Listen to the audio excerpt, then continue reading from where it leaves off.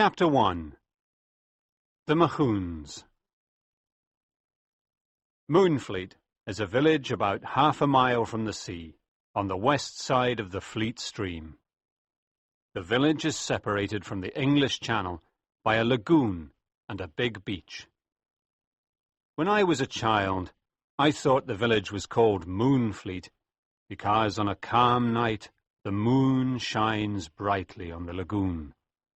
But later, I learned that the name comes from Moonfleet.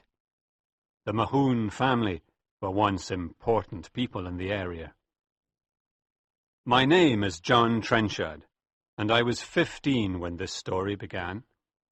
My parents had been dead for years, and I lived with my aunt, Miss Arnold, a kind but strict woman. It was late in October of 1757, and I was sitting in the living room reading a book called The Arabian Nights Entertainment. When it became too dark to read, I got up and went out into the street. It was a poor street, because Moonfleet was a poor village, with not even 200 people. The sun had set, and it was beginning to get dark. I walked along to Ratsy's house, because I could hear him working there.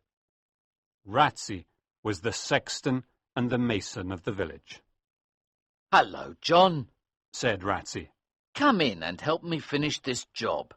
You can hold the lantern for me."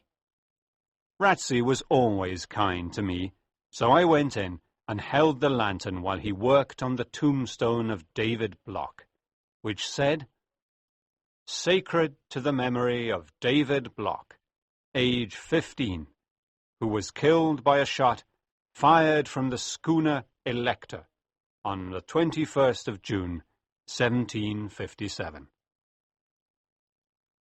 The whole village was talking about David's death. He was the only child of Elsevier Block, who had the Why Not Inn in the village. David was on a small smuggler's boat that June night, when it was stopped by the king's schooner. People said that a local magistrate called Maskew warned the king's soldiers about the smugglers. There was some fighting that night, and Maskew shot young David in the face and killed him. Poor David paid a high price for a night's adventure. The other smugglers were caught and sent to prison. "What a cruel thing to do, shooting such a young boy," said Ratsy as he worked on David's tombstone. "Well, I'm almost finished for today. You've helped me with the lantern, John, so come to the Why Not Inn with me. Elsevier needs to talk to friends at a time like this, and we can have something to drink that will warm us on this cold evening." I was only a boy, and it was an honor to be invited to the Why Not, the inn where all the men went. Aunt Jane will get angry if she finds out, I thought. The Why Not was not the real name of the inn. Its name was the Mahoon Arms. The Mahoons once owned the whole village, but they had a lot of bad luck and lost all of their money. Their emblem, the form of a Y, was still on many of the buildings in the village. I was very excited when Ratsy opened the door of the inn. Elsevier Block was sitting by the fireplace, smoking his pipe. He was a strong man, with a lot of grey hair and a rather kind face. Elsevier got up when we came in and said sharply, "What does this boy want?" "Good evening, Elsevier," said Ratsy. "John and I want something to drink. It's cold outside. I've just finished working on David's tombstone, and it will be ready by Monday night." "David will finally rest in peace," said Elsevier sadly. "but the men who killed him won't find peace anywhere." "What happened to David was terrible," said Ratsy. "but revenge is always wrong." Elsevier did not answer and looked at the fire in the fireplace. We drank some hot tea and looked at the fire too. At last, Elsevier spoke. John, it's time for you to go home. Men say that Blackbeard walks around the streets on the first cold nights. He evidently wanted to get rid of me, so I said good night and left. I ran all the way home, and I didn't go by the churchyard, because Blackbeard's ghost was there at night. Blackbeard was one of the Mahoons who died a century ago, and was buried in the crypt under the church with other members of his family. Some people said he could not rest because he was looking for his lost treasure. Others said he could not rest because he had been evil in his life. Their description of Blackbeard was frightening. They said he was very tall and strong, with a long black beard, a dark face, and evil eyes. The Reverend Mr. Glennie, who was the parson and our schoolteacher, knew a lot about these things.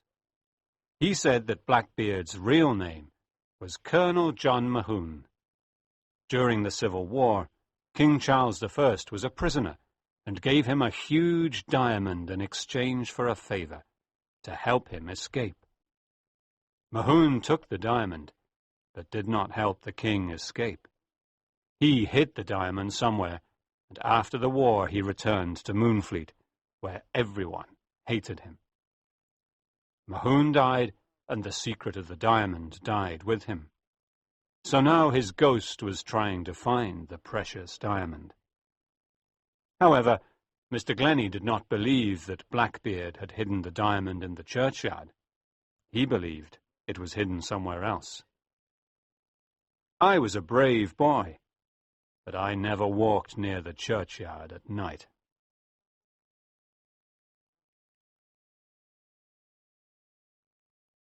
Chapter 2. Noisy Coffins. On the night of the 3rd of November, there was a terrible storm with very strong winds. I don't think anyone in Moonfleet could sleep that night. Early the next morning, the churchyard was flooded and water started entering the Why Not Inn. But by 9 o'clock, the wind stopped blowing and the sun came out. Before noon, the people of the village came out of their houses to talk about the terrible storm. This storm was important to me, because it changed my life. Now, I will tell you how. Very few people came to church on Sunday morning after the flood. Mr. Glennie, Ratsey, a few of us boys, some old women, and, strangely enough, Elzevir Block, who never went to church. It was cold and damp inside the church, so Ratsey lit a fire. Then something unusual happened. Just as Mr. Glennie started his sermon, we heard a strange noise under the church. It was not a loud noise. It sounded like two boats touching each other at sea. We boys looked at each other, because we knew what was under the church, the tombs of the Mahoons. They had been there a long time, and they had never made any noise. Everyone in the church was frightened. Then we heard another, louder noise. Oh! It sounded like the cry of a man. At that point, everyone ran out of the church, except for Mr. Glennie, Ratsey, Elzevir Block, and me. Mr. Glennie went on with his sermon, and did not say anything about the strange noises. At the end of the sermon, Ratsey asked, Mr. Glennie, are dead men moving under our feet? No, no, said the parson. the flood has filled the crypt with water, and so the coffins are moving around and making a noise. I believed the minister's words, but I was frightened. We left the church and walked towards the village together. Mr. Glennie was always friendly and kind to me, so I asked him a question. Mr. Glennie, what do you know about Blackbeard and his treasure? My dear boy, He answered. I don't know much. I only know that Colonel John Mahoon called Blackbeard, spent all of his family's money, and the poorhouses of Moonfleet had to close. He was an evil man, and even killed one of his loyal servants. At the end of his life, he was probably afraid, and he talked to the Reverend Kindersley of Dorchester. He left a will which I have seen. You've seen Blackbeard's will? I asked excitedly. Yes, said Mr. Glennie. He said that his treasure, which was the diamond, should be sold and the money used to repair the poorhouses. But he never said where the diamond was hidden. He probably wanted to get it himself, sell it, and then give the money to the poorhouses. But he died before he could get it. So people say he can't rest in his tomb until the treasure is found and the poor are helped. I thought a lot about what Mr. Glennie said. Perhaps I could find the diamond one day and become a rich man. I also thought a lot about the noises under the church. I decided that coffins did not make those noises because they get old and the wood breaks after a few years. But what made those strange noises? So on Monday after school, I ran down the street and across the fields to the churchyard. I wanted to listen to the Mahoon coffins. I could not get into the church because Ratsey had the key, but I stood outside and listened carefully. Everything was silent. Those strange noises had stopped. I walked to the back of the church because it was sunny there, and I saw two men, Ratsey and Elsevier Block. Ratsey was lying on the ground with his ear to the wall, and Elsevier was looking at the sea with a small telescope in his hand. I was surprised and didn't know what to do. At first, I felt like running away, but then I decided to stay. "Good morning, Mr. Ratsey," I said. He jumped to his feet nervously, and his face became bright red. Good morning, John, he said. What are you doing in the churchyard? I came to listen to the Mahoon coffins, I answered. Well, I came here to examine the church wall after the flood. I think I'll have to repair the wall a bit. I did not believe what he said, because the church wall was in good condition. As Ratsey was talking to me, I noticed that Elsevier was amused at Ratsey's embarrassment. When we went to church on Sunday, everything was quiet as usual, and there were no strange noises in the crypt. After my meeting with Ratsey and Elsevier at the churchyard, I stayed away from it for a few weeks. One afternoon, at the beginning of February 1758, I was sitting in the churchyard on a flat stone tomb looking at the sea.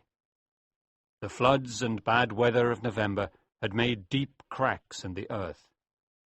I looked at one of the cracks and noticed that it got bigger on the other side of the tomb. I got on my knees and looked down into the big crack, which was like a small hole. I was very surprised and excited when I saw that there was something under the tomb. For a boy of my age, this was a great discovery. I put my feet into the small hole and jumped down. I had discovered a secret passage under the church. My heart beat fast as I slowly walked along the dark passage. Could this be where Blackbeard had hidden his diamond? Suddenly, it was so dark that I couldn't see, and I was afraid. I climbed out quickly and decided to return later with a candle. I ran home and got there late for tea. My aunt was angry, but she only said, "You mustn't come home so late, John. A young boy should never be out after 7:30. It's not safe."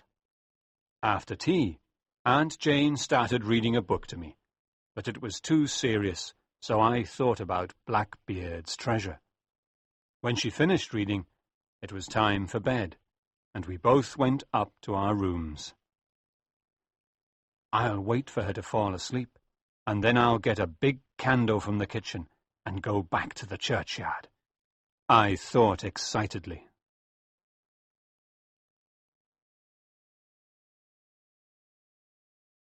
Chapter 3. The Crypt. It was 10:30 when I left the house. Everyone in Moonfleet was sleeping, except the men at the Why Not Inn. As I approached the old churchyard, I began thinking about Blackbeard's ghost, and I felt afraid. But I didn't stop. When I got to the hole on the side of the tomb, I thought, maybe Blackbeard is waiting at the bottom of the hole. I looked at the bright moon in the night sky, and then I looked at the sea. I saw a small sailing boat in the bay. It was probably a smuggler's boat. I looked at the dark hole again and decided to jump into it. And so my adventure began. I lit my candle, which burned brightly, and walked through the passage. The diamond is probably here somewhere, I thought. I'll be able to buy presents for Mr. Glennie and Ratsey and Aunt Jane. I'll become the richest man in Moonfleet. As I continued walking, I saw footprints on the damp ground. Someone had already been there. Then I suddenly reached a big room. It was the Mahoon crypt. All around the walls of the crypt there were stone shelves with coffins on them. What a frightening place. In the middle of the crypt there were casks of all sizes, with white letters and numbers on them. I was right. The noise we heard in church was not the noise of coffins, but the noise of these casks. I was amazed. This was a secret hiding place for the smugglers' casks of wine. Now I realized that the flat tomb where I always sat was the smugglers' entrance to the crypt. I remembered how Ratsey had always tried to frighten me with his stories about Blackbeard. He wanted to keep me away from the churchyard. Now I understood why Ratsey and Elsevier were in the churchyard that afternoon. They knew about the secret hiding place, and they probably knew about the smugglers. Perhaps they were smugglers. But how could I find the diamond? I looked at the coffins for a few minutes, and then the clock in the church tower struck midnight. What a ghostly time, and what a ghostly place. Suddenly, I began hearing voices in the distance, and I was terrified. The voices got louder, and I heard a man jump from the churchyard into the crypt. He started talking to other men who were still in the churchyard. I wanted to hide, but I didn't know where. When I saw a coffin on the top shelf of the crypt, I put out my candle, climbed up, and hid between the coffin and the wall. I could not see anything from my hiding place, but I heard Ratsey's voice talking to other men. I was in Dorchester 3 days ago, Said one man. and people say that Judge Barrentine wants to hang all smugglers. Barrentine and old Maskew are a cruel pair, said another man. If I meet Maskew alone one night, I'll— Don't touch Maskew. He's mine. said a deep voice. It was Elsevier. Then a man said, I don't trust that Trenchard boy. He always sits on the flat tomb and looks at the sea. I even saw him tonight with my telescope. I think he's Maskew's spy. He tells Maskew everything he sees. You're right, said another man. I've seen him near the Maskew house many times. The man was right. I liked Grace Maskew, and when she was very ill, I sat near her house, hoping to see Dr. Hawkins. One day I saw him and asked him about Grace. He was a kind man and said she was getting better. This made me happy, No, the Trenchard boy isn't a spy. said Ratsey. He sits on the flat tomb of the churchyard because he likes looking at the sea. He's a good, simple boy. He believes everything I tell him. I've told him some terrible stories about Blackbeard, and he'll never come to the churchyard at night. He started laughing, and the others laughed too. Then Elsevier spoke. John's a brave boy. He's David's age, and he'll be a good sailor one day. I was pleased to hear Elsevier say those words, because I liked him. Well, Ratsy, Said Elsevier. you have to close that hole under the flat tomb, because someone could look down into the crypt. Don't worry, I'll do it. Said Ratsy. Soon the meeting ended, and the men left the crypt. I wanted to leave too, so I lit my candle and looked around. I tried climbing down from the stone shelf, but I slipped and grabbed the old coffin. My hand went through the rotten wood and touched something strange. I looked at my hand and saw a man's black beard. I dropped my candle and cried, "The beard of a dead man! Blackbeard's beard!" I was terrified and wanted to run away, but I didn't. Perhaps this was a clue. Perhaps Blackbeard's treasure was nearby. I looked at the beard carefully, and then decided to look inside the rotten coffin. I must be brave, I thought, if I want to find the diamond. I slowly opened the old coffin, and inside I saw the skeleton and old clothes of Colonel John Mahoon. I put my trembling hand inside and looked for the diamond, but it was not there. However, I found a locket around Mahoon's neck. I slowly took the locket out of the coffin and opened it, hoping to find the diamond inside. But the diamond was not inside. I only found a folded piece of yellow paper with some words from the Bible. Those were probably words to keep bad spirits away, so I put the locket around my neck. Perhaps the words would keep Blackbeard's ghost away from me. I went to the end of the passage and wanted to climb out of the crypt into the churchyard. But the hole was closed. Ratsy had closed it that night after leaving the crypt. My candle went out, and I was now a prisoner in the dark crypt. I was too tired to be scared, and I sat down on the damp ground and fell asleep. Chapter 5. The 16th of April. When the people of Moonfleet found out about the auction, they were angry with Maskew. For days he didn't come into the village. The people knew that Maskew wanted to help the king's soldiers arrest the smugglers, but no one understood why. Some said he was evil and liked hurting people. Others said he wanted to get rid of the smugglers so that he could control the smuggling business. In the past, I had seen him standing at the window of his mansion with a telescope in his hand, looking at the sea. He was probably looking for the smugglers' boats. One evening, in the Why Not Inn, Elsevier said to me, "Sit down, John. I want to talk to you. That devil Maskew is trying to catch us smugglers, so we must be very careful with the next cargo. The sailing ship Bonaventure will be here soon with about 100 casks of wine. But the ship won't stop at Moonfleet Bay. It will go to Hoare Head, because Maskew is probably watching the bay and the churchyard, and we won't hide the casks in the crypt.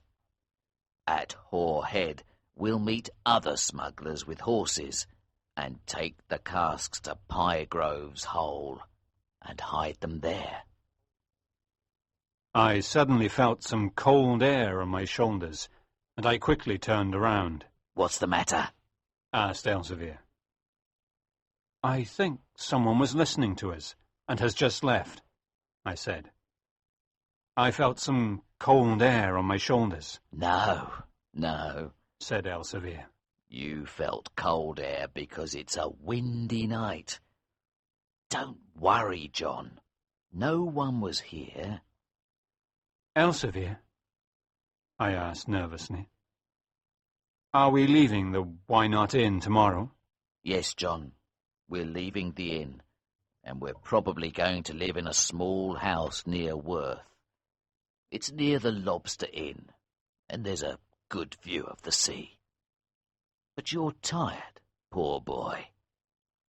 Go to bed now, and get a little sleep. Elsevier was right. I was tired, but I could not sleep. I did not want to leave Moonfleet, because I had lived there all of my life, and I did not want to leave Grace Maskew. She was a dear friend, and I loved her. I decided to go and meet Grace the next morning in our secret place in the woods. The next day was the 16th of April, and it was a day I will never forget. It was a beautiful, cool spring day, and at 10 o'clock in the morning I was in the woods where I met Grace. We were happy to see each other, but Grace became sad when I told her I was leaving Moonfleet. She told me her father had been away the night before. We talked about different things, and then we said goodbye. As I was running back to the Why Not Inn, I saw Aunt Jane standing at the door of her house. She stopped me and said, John, take this little red Bible. It belonged to your poor mother. Perhaps it will help you find the right way in your life. Thank you, Aunt Jane, I said politely, putting the little red Bible in my pocket. I continued running down the village to the inn. That evening, Elsevier and I left the Why Not Inn and started walking towards Hoare Head, which was 15 miles away. Hoare Head was the highest cliff in the area. It was after midnight when we got there. We saw other smugglers waiting silently, and some of them had horses. We went down to the beach and met the men from the Bonaventure. Most of them were French or Dutch. The precious casks were quickly brought to shore, and by 3 o'clock in the morning we began leaving the beach. We climbed up the cliff with the heavy casks, and I noticed something, or someone, moving behind a bush. Some of the other men noticed too. It was Maskew. 2 of the younger men ran after him as he tried to escape, and caught him after a few minutes. They brought him forward. He was pale. They tied his hands and feet and threw him to the ground. He was the most hated man in Moonfleet. "Shoot him!" cried one of the smugglers. No, Hang him! Cried some others. Let's throw him over the cliff and into the sea. Shouted a young smuggler, laughing. "Look, he's got a gun under his coat," said an old smuggler, taking the gun and throwing it at Elsevier's feet. Elsevier looked at the gun and then at Maskew. This man killed my son. He's mine. Don't touch him. Leave him here with me. Take the casks away and hide them. It's almost morning. The men complained, but they listened to Elsevier. After a while, they slowly climbed up the cliff with their horses and casks. Elsevier, Maskew, and I were alone now, and I was afraid. I knew how much Elsevier hated Maskew. Let me go, criminal! Shouted Maskew. I'm an important magistrate, and you're just a smuggler. If you don't let me go, I'll hang you. Elsevier did not shout. He spoke calmly and coldly. You killed my son, David, and you took the inn away from me. You devil. Now I'm going to kill you with your gun. Don't kill me! Think of my poor daughter Grace. She has only got me in the world. Her mother is dead. And I had only one son, David, and you killed him.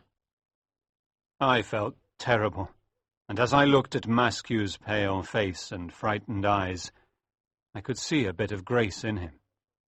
I felt sorry for him and thought about the girl I loved. I can give you £10,000 if you let me go, said Maskew, his voice shaking. I'll give you the Why Not Inn, and I'll leave Moonfleet.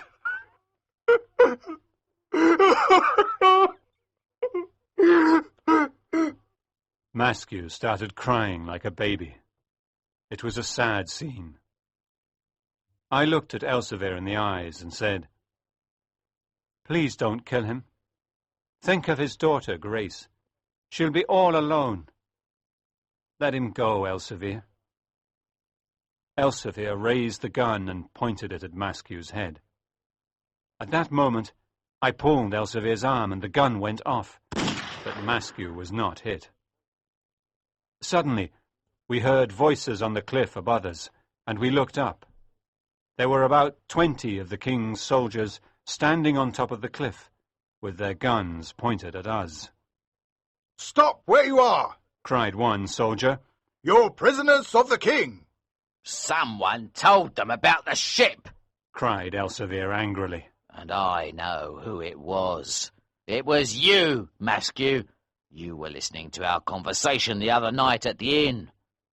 John was right. You're a dead man. Elsevier pointed the gun at Maskew's head, but at that moment some shots came from the cliff.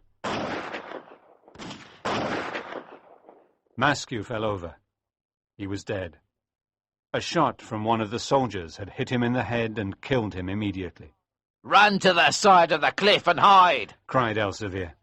I started running, but I fell and I felt a terrible pain in my leg. I can't walk any more, I said to Elsevier. He turned around, picked me up like a baby, and carried me away along the side of the cliff, while the soldiers continued shooting.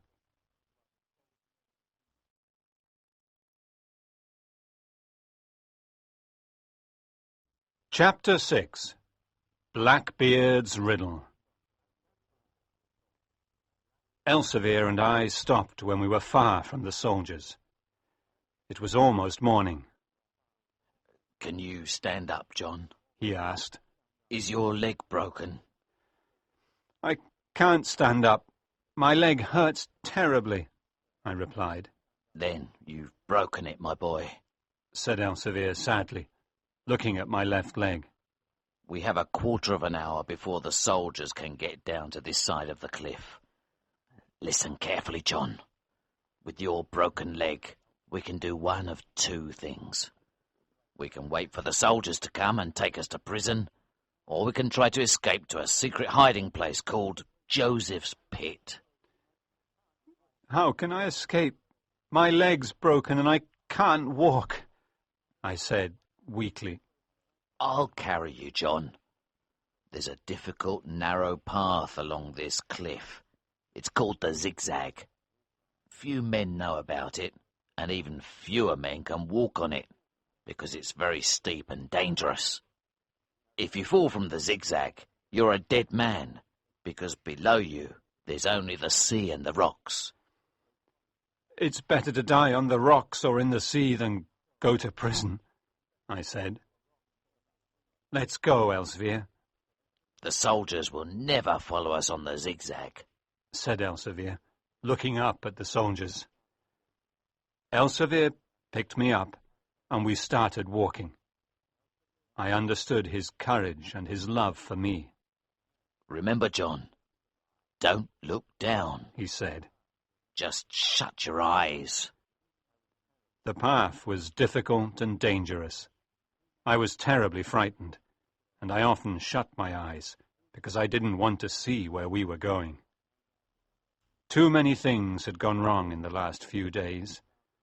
We lost the Why Not Inn, the soldiers found out about our smuggling, and I broke my leg. And now we were looking for a place to hide. Why did Elsevier and I have all of this bad luck? At a certain point, Elsevier said,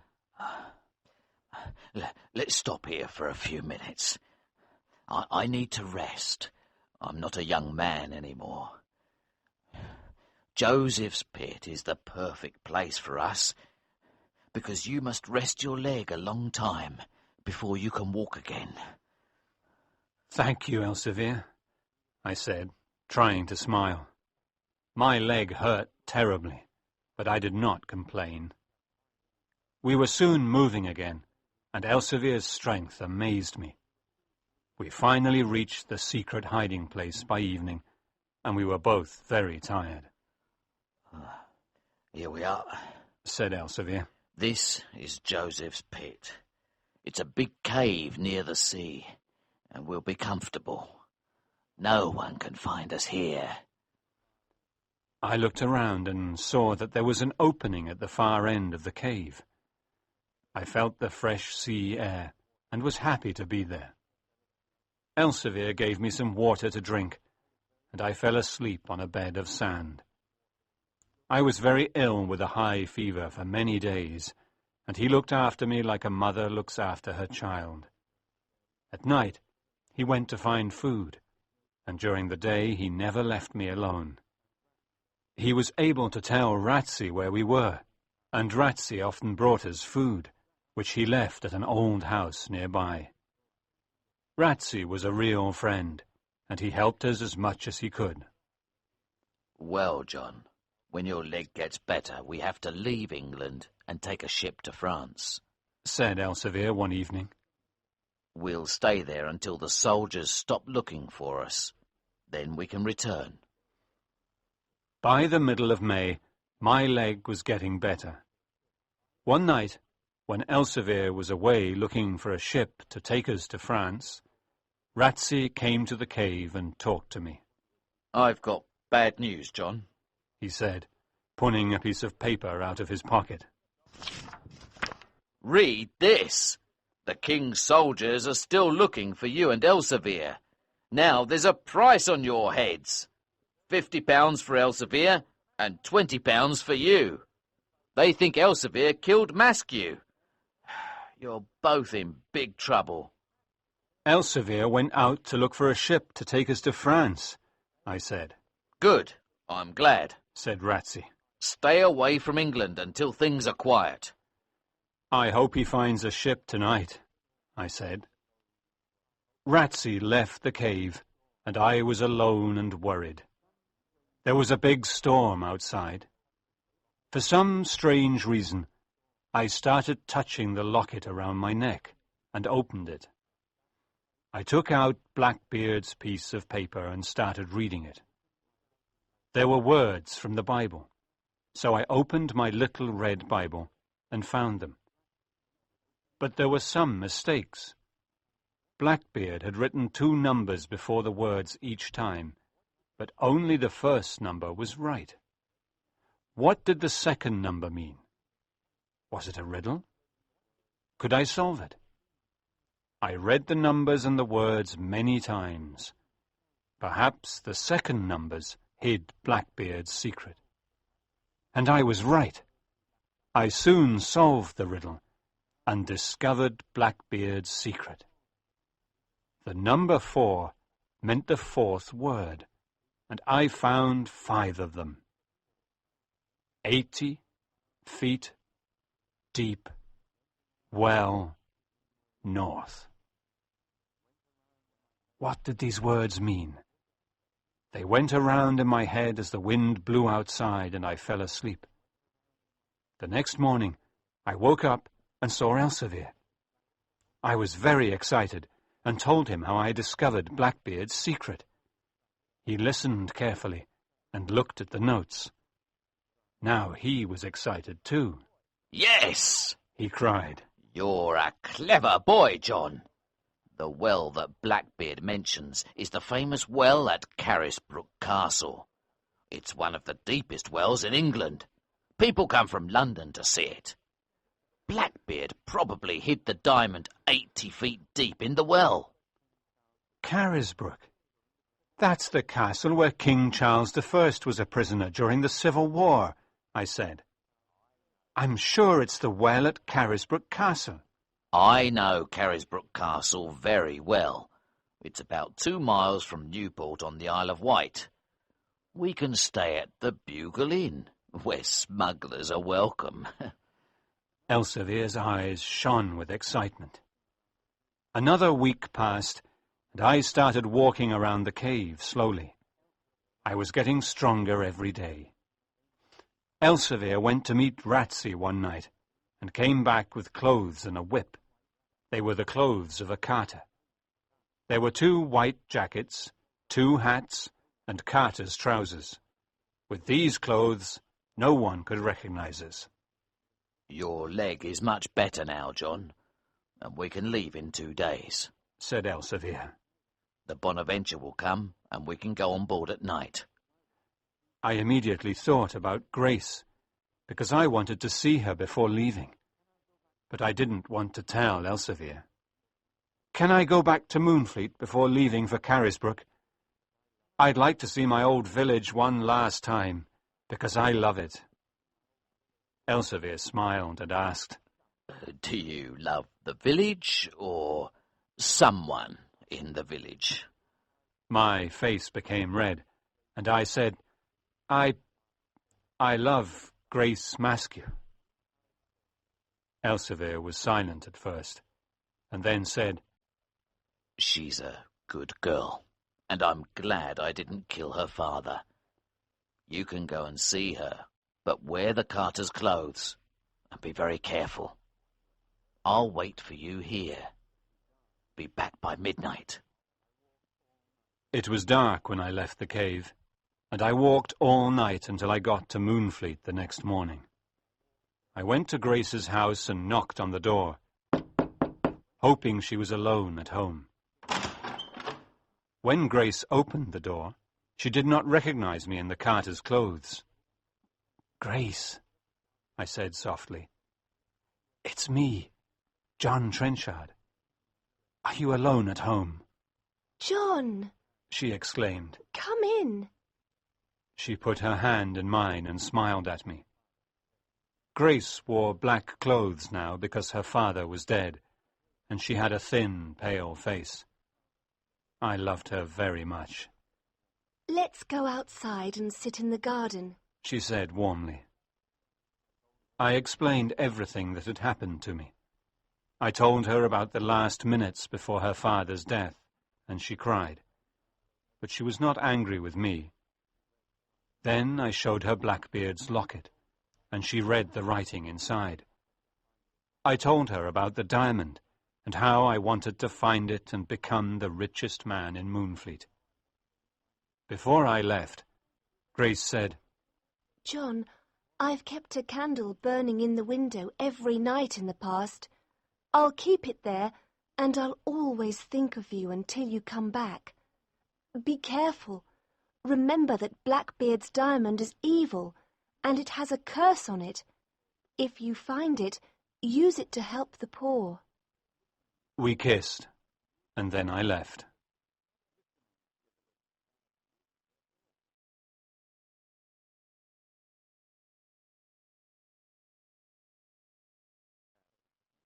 Chapter 7. The Well. I returned to the cave at midnight, and quickly fell asleep. The next night, Elsevier and I went aboard the Bonaventure, and we left the Dorset coast for the Isle of Wight. Early in the morning, we were already walking in the streets of Newport, and soon found the Bugle Inn. The owner of the inn remembered Elsevier and was very kind to us.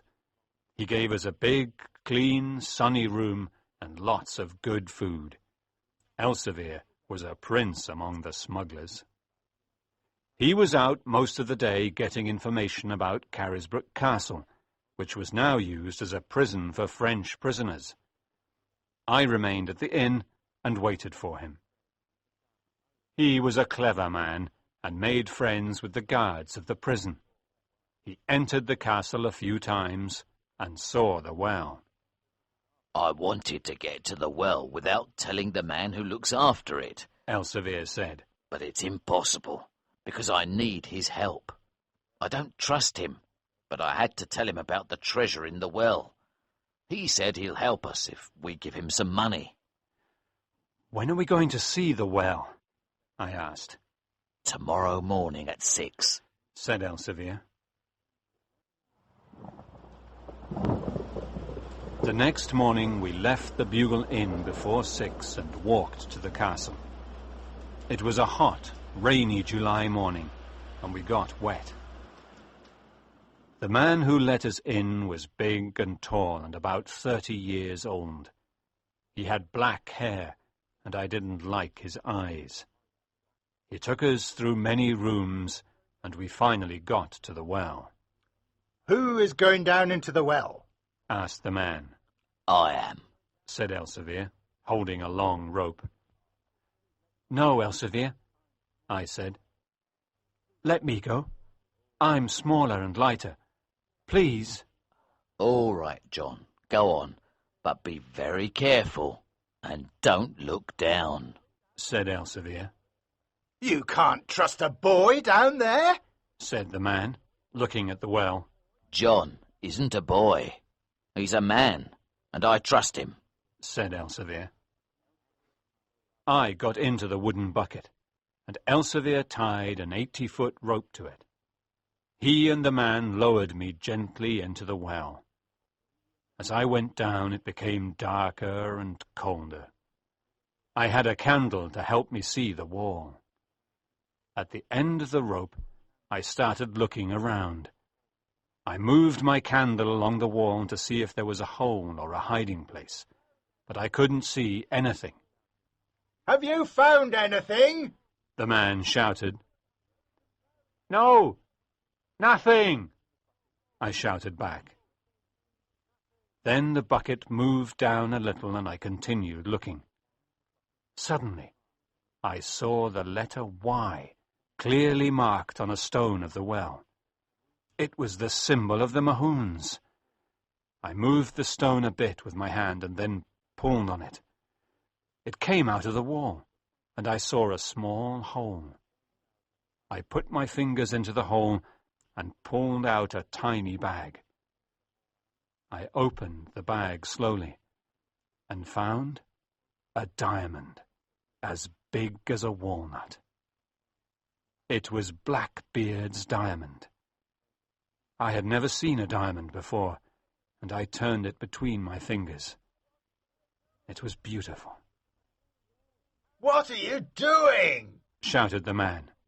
Have you found something? Yes, I shouted. I found the diamond. Pull me up. They pulled me up quickly, and at the top of the well, I saw the man's face. Give me the diamond. Put it in my hand. No, I said. Let me get out of the bucket first. Let the boy get out of the bucket, said Elsevier angrily. I climbed out of the bucket with the diamond in my hand. Give me the diamond, cried the man. You found it in my well, so the diamond is mine. Then he turned to Elsevier and said, I know who you are. Your name is Block, and there's a price of £50 on your head. I quickly put the diamond into my pocket. Careful, Elsevier, I cried. He's got a gun. The two men started fighting, and although Elsevier was older, he was much stronger. As they fought, the man slipped on the wet stones and fell into the well, screaming. We heard a loud noise when he got to the bottom. Elsevier was sad, because he did not want to kill him. I started thinking of Grace's words. The diamond is evil. It has a curse on it. I looked at Elsevier and said, Let's throw the diamond back into the well.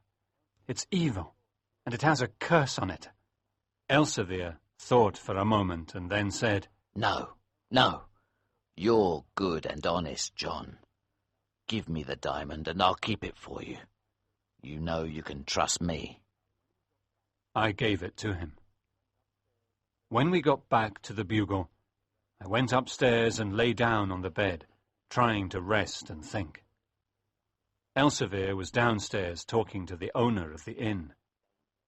When he came upstairs, he said, It's dangerous for us to stay here, John. There's a Dutch ship leaving for Holland tonight. The owner of the bugle knows the captain, and he'll take us. The city of The Hague is the most important market in the world for diamonds. So, a few days later, we arrived in the port of Scheveningen and stayed in a small inn with some sailors. One night, Elsevier pulled the little bag with the diamond out of his pocket and said, Here, John, you keep it. It's yours. Remember, if you become rich because of this diamond, use the money to rebuild the poorhouses in Moonfleet. That's what Blackbeard wanted to do with it. I put the diamond in the locket around my neck, because it was the safest place. When I was alone, I often opened the locket and looked at the beautiful diamond and dreamt of becoming rich and marrying Grace. But then I always remembered Elsevier's words. Since Elsevier's mother was Dutch, he could speak that language quite well, and he asked around about diamond dealers. He learned that most of the diamond dealers lived in one part of town, and the best one was Crispin Aldobrand. He was rich, he was a good dealer, and asked few questions. He was the right man for us. Chapter 8. The Diamond Dealer. One evening late in the summer, we went to Aldobrand's house before sunset. It was a small white house with green shutters and a little garden in front of it. He lived in this neighborhood with several other jewelers, but they had no shops. They usually had a sign above their door, saying that they bought and sold jewels. A little old man with white hair and a white beard opened the door. He was at least 70. Well, gentlemen, what do you want to sell? He asked us in English. Please remember that I buy only good diamonds, no toys. Elsevier answered, This boy has a diamond to sell. I had the diamond in my hand and gave it to him. He looked at it carefully and brought it close to his eyes. Suddenly, his face and his voice changed. His eyes shone as he looked at the diamond. It's too dark here. I need more light, he said. Follow me. He went upstairs, and we followed him closely because he had the diamond in his hand. He went into a room with a big window, a small balcony, and cupboards and shelves. There were small black boxes and books on the shelves. He sat at a small table and looked at the diamond. Then he held it up against the light of the window. He looked at me excitedly and said, What's your name, young man? Where do you come from? My name's John Trenchard, sir, and I come from Moonfleet in Dorset. He wrote this down in a big book. Elsevier looked at me angrily, and I immediately understood. Why did I give that man my name? I didn't know that this was going to change my life. How did you get this diamond? Asked Aldobrand, touching it with his finger. We're not here to answer questions, Said Elsevier angrily. We came here to sell a good diamond. We're honest Englishmen. Do you want to buy it? Well, I must test it before I decide to buy it, said Aldobrand. He opened a cupboard and took out a bottle of green liquid, some scales, and a black stone. He weighed the diamond, rubbed it against the black stone, and then put a drop of green liquid on it. As I waited for Aldobrand's decision, I stood on the balcony and looked at the small garden with tall red flowers and a pear tree. How much money is the diamond worth? I thought excitedly. £10,000, or 50,000, or perhaps 100,000. Suddenly, Aldebrand turned around and said, Gentlemen, this diamond is not a diamond. It's only a pretty piece of glass. It didn't pass any of the tests. First, it's too light. A diamond is heavier. Second, it didn't make a white line on the black stone. And the green liquid did not become orange when it touched the diamond. What? said Elsevier, who was very disappointed. I can't believe it. But I can give you £10 for it, said Aldebrand, looking at us carefully. £10? cried Elsevier angrily. We don't need £10. This diamond has a curse on it. He took the diamond and threw it out of the window into the garden. Aldebrand stood up and cried, "Ah, you fool! Why did you throw it out of the window?" Elsevier took my arm and pulled me out of the room and down the stairs. He was very angry as we walked back to our inn. Leave that diamond alone, John. It's cursed. It has brought us bad luck. No, Elsevier, the diamond is ours, I said. And it's not a piece of glass. We were fools to believe Aldebrand. I saw his face and his eyes when he looked at the diamond. He knew it was a precious diamond. We must go back to Aldebrand's garden and find it. I saw it fall near one of the tall red flowers. I can find it. I'm sure I can, Elsevier. No, John. Listen to me, said Elsevier. That diamond's cursed, and it will bring us more bad luck. Forget it. Please, Elsevier, I said excitedly. Let's go to Aldebrand's garden tonight and I'll find the diamond. I don't know, John, he replied. Elsevier finally agreed with me, and that night we went back to Aldebrand's house. Everything was dark and silent, and we saw only one light in Aldebrand's upstairs room. We climbed over the garden wall quietly, and I started looking for the diamond near the tall red flowers.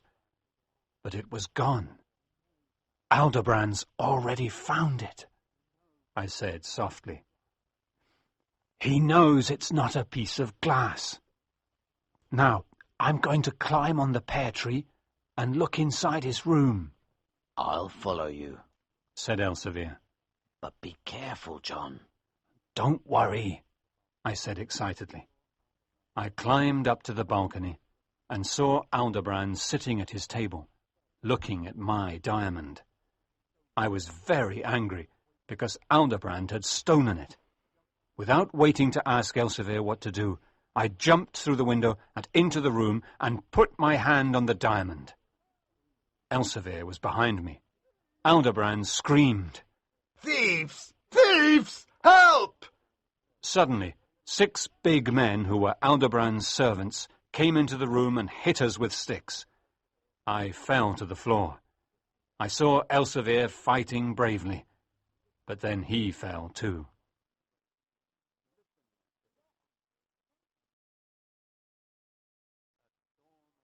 Chapter 9. A Storm at Sea. Elsevier and I were taken to prison, a horrible Dutch prison. During the trial, we told our story to the judge, but he did not believe us. He believed Aldebrand, who told a very clever story. "These Englishmen jumped through the window of my room and wanted to steal one of my precious diamonds," said Aldebrand, looking at the judge. Liar! Thief! Shouted Elsevier. That diamond was ours, not his. He's a liar and a thief. The judge turned to us and said, "You two will spend your life in prison for this crime." Elsevier did not complain, but I was furious. All of my life in prison, I thought. I'm just a boy and now I'm ruined. Was Blackbeard's diamond really cursed? As we were walking out, I looked at Aldebrand and said, "Good day, Mr. Aldebrand, liar and thief. That diamond will bring you only evil in this life and in the next." Elsevier and I were soon separated, and I rarely saw him. The prison was cold, dark, and dirty, and there was only bread and water to eat. Every day the prisoners had to work hard to build a big fort nearby, and that is what we did for 10 years.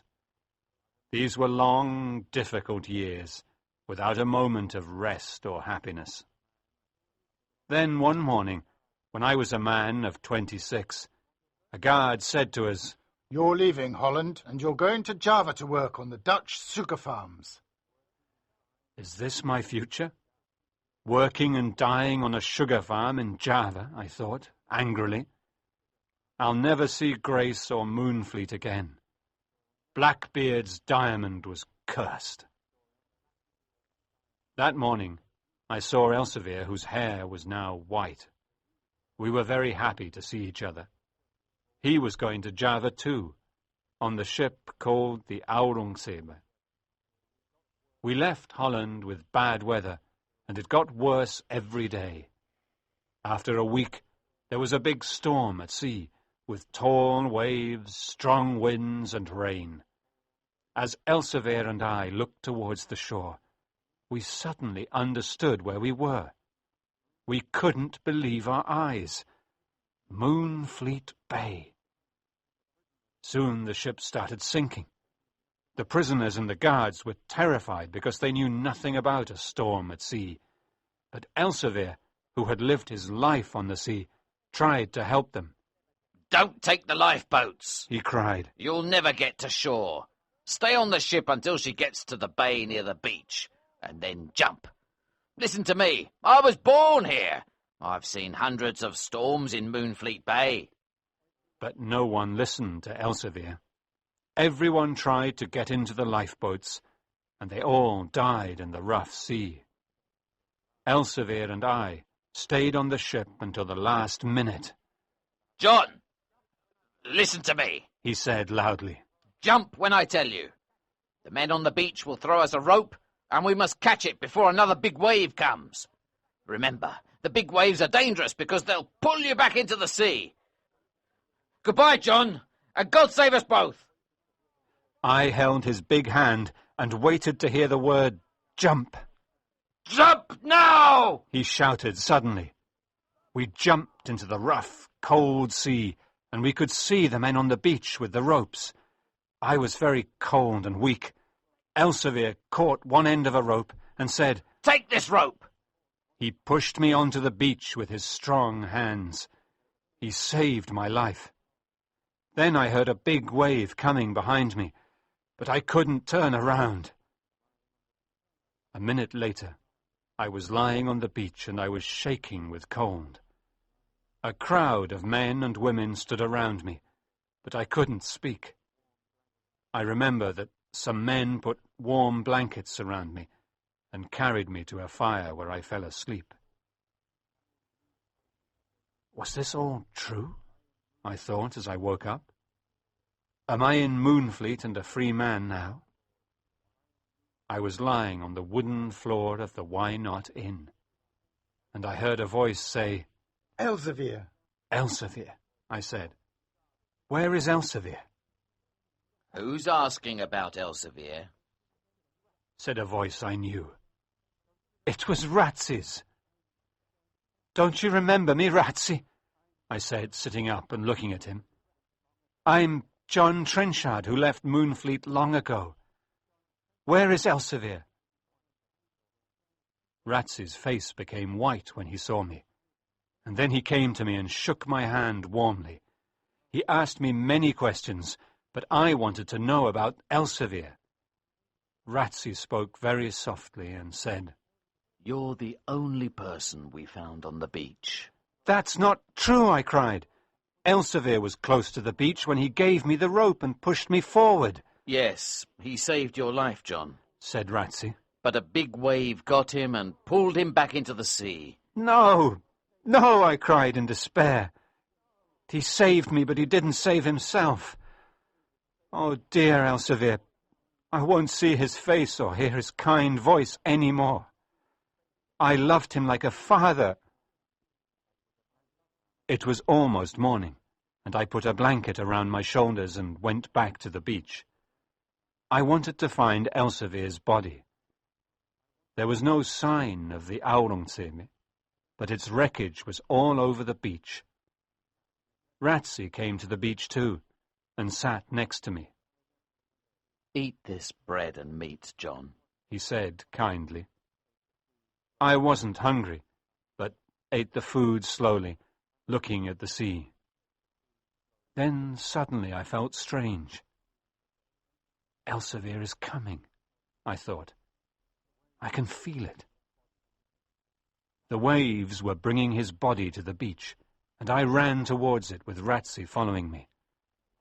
I knelt down by his body and touched his face and hair, then I kissed his cold cheek.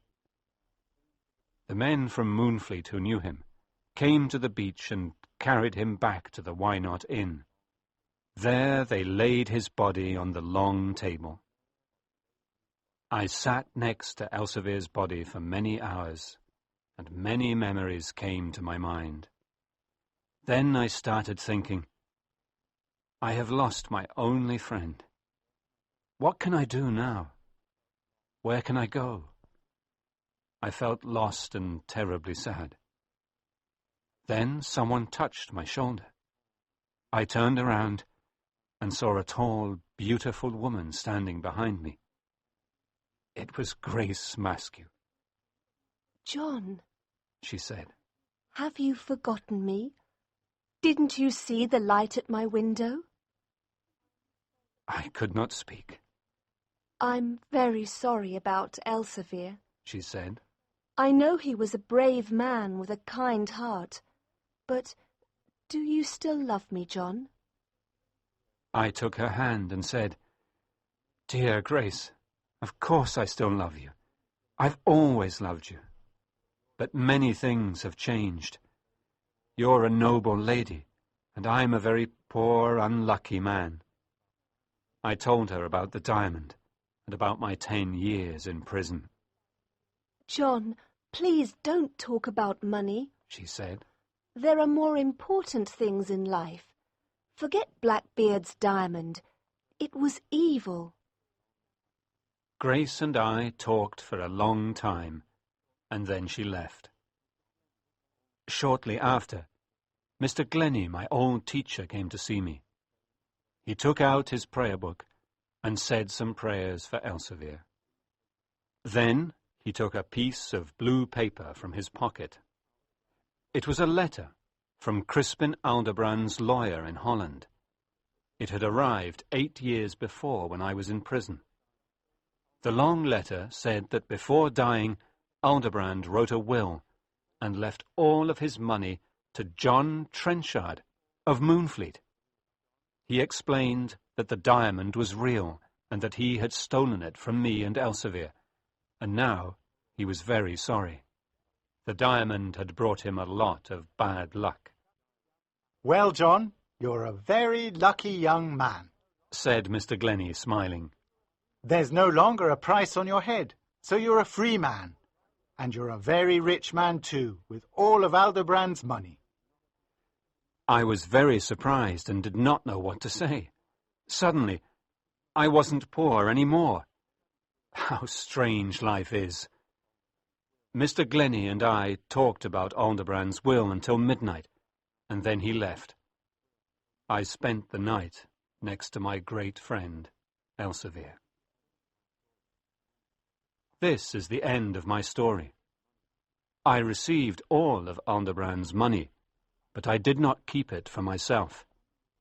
With Mr. Glennie's and Grace's help, I rebuilt and opened the poorhouses, and built a new hospital and new homes for the people of Moonfleet. Part of the money was used to improve the church and the school, too. I became an important person in my village. Grace and I got married, and the old Mahoon mansion became a beautiful home again. We have 3 lovely children, Elsevier, Grace, and John. We live happily in Moonfleet and never leave it. When there is a bad storm, I run down to the beach with the others and try to help the men at sea. Sometimes we cannot help them, and we see them die. And each time I stand on the beach with a rope in my hand, I remember dear Elsevier and how he saved my life.